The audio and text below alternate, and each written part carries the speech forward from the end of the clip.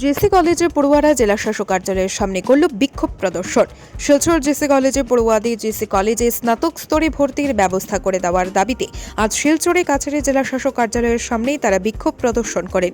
একই সাথে তারা জেলা শাসকের কাছে একটি স্মারকপত্রও প্রদান করেন।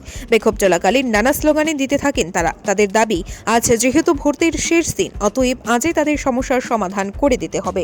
हमारा हक मांगते हैं, हम अपना अधिकार मांगते हैं, भ्रष्टाचारियों सावधान, भ्रष्टाचारियों सावधान।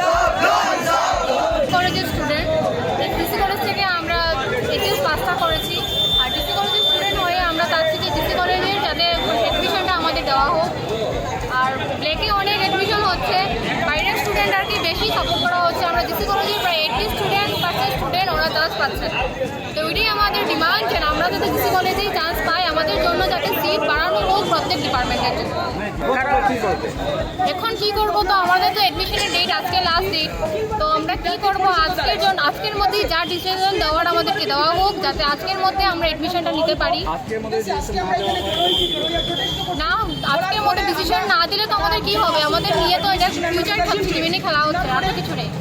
এটা বলো আইব এবিপি এটার লেগে পুরা রেসপন্সিবল। এবিপি আমরা লগে আসিল, আজকেও আসের, ভবিষ্যতেও থাকিয়া যাব।